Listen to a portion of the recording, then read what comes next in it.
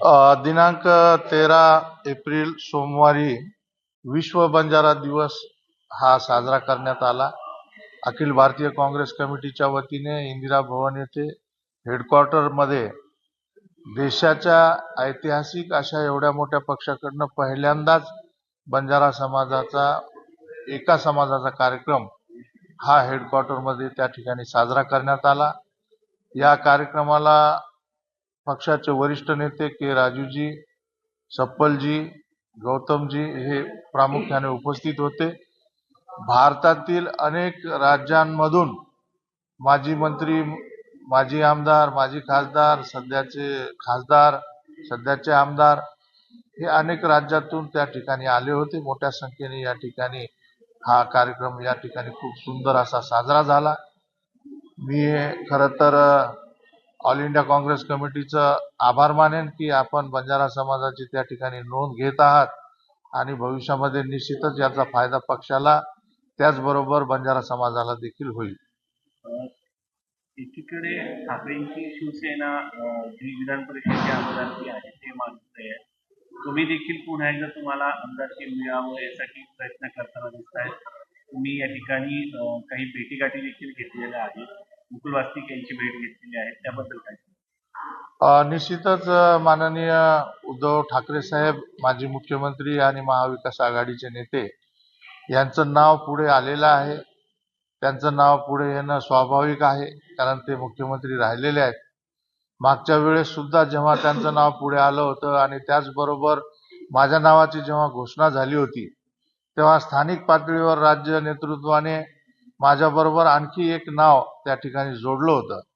परंतु मी त्या ठिकाणी त्यावेळेस विनंती केली होती की उद्धव ठाकरे साहेब या ठिकाणी लढत आहेत आणि ही निवडणूक बिनविरोध झाली पाहिजे असल्यास माझं नाव रद्द करा, कारण उद्धव ठाकरे साहेब त्यावेळेस सदस्य झाले नसते तर सरकार कोसळलं असतं, महाविकास आघाडीचं सरकार कोसळेल. 26 तारीख ही मे महिन्यातली त्यांच्या 6 महिन्याची मुदत पूर्ण करणारी होती. ज्या 26 तारखेच्या आत त्यांना विधानसभा किंवा विधान परिषदेचं सदस्य होणं आवश्यक होतं.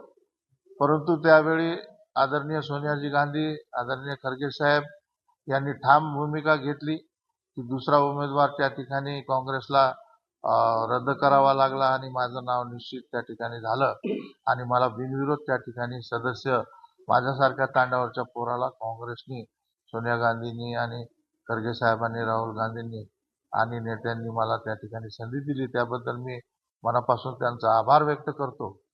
हो, मी पण त्या ठिकाणी आता मागणी करत आहे आणि माझी मागणी करणं हे नैसर्गिकरित्या विशेष असं वेगळं काही नाही, कारण बंजारा समाज हा भारत देशामध्ये 20 कोटीपेक्षा जास्त आहे.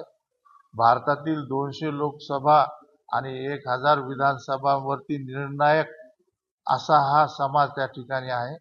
महाराष्ट्रामध्ये बघा, महाविकास आघाडीला बंजारा बहुल पट्ट्यांमध्ये किती मोठ्या प्रमाणात यश आलं त्याचं उदाहरण सांगतो तुम्हाला. सोलापूर असेल, लातूर असेल, उस्मानाबाद असेल, बीड असेल, जालना असेल, त्या ठिकाणी नांदेड आहे, हिंगोली आहे, यवतमाळ, वाशिम आहे, चंद्रपूर आहे आणि विदर्भातील अनेक असे जिल्हे आहेत, मराठवाड्यातील अनेक असे जिल्हे आहेत की ज्या ठिकाणी बंजारा बहुल भागांमध्ये काँग्रेस आणि महाविकास आघाडीचे सांसद आणि खासदार त्या ठिकाणी निवडून आले.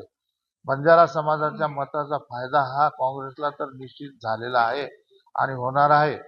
त्याचबरोबर तो फायदा हा महाविकास आघाडीला देखील होणार आहे.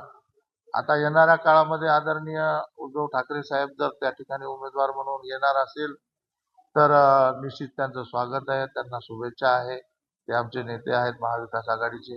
परंतु माझी देखील मागणी आहे की वंचित घटकातील बंजारा समाजाचा मी एक कार्यकर्ता आहे आणि काँग्रेसनी तर ही जागा काँग्रेसकडे मागावीच, पण महाविकास आघाडीने देखील ही जागा काँग्रेसला दिली पाहिजे.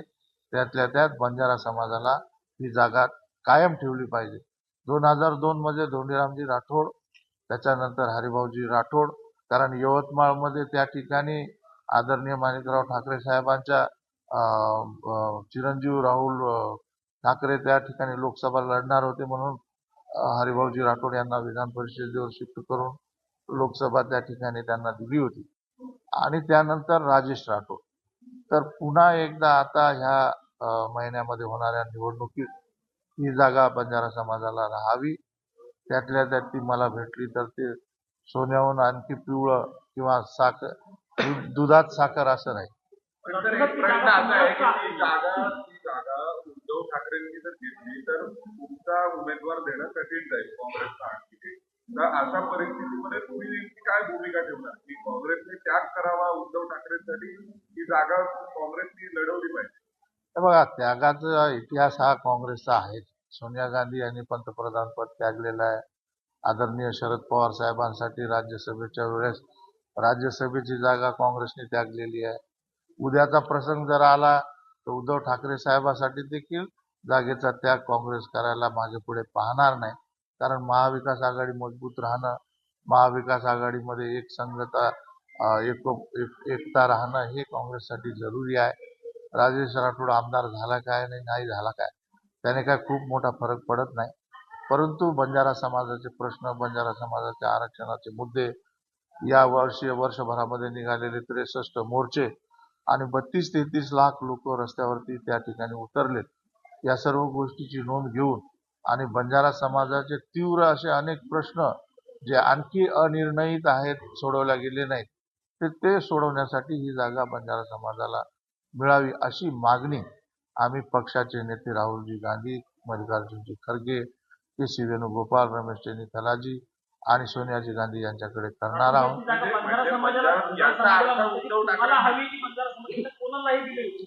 बंजारा समाजाच्या कोणत्याही व्यक्तीला ही जागा दिली तर मला तेवढाच आनंद होईल जेवढा राजेश राठोड.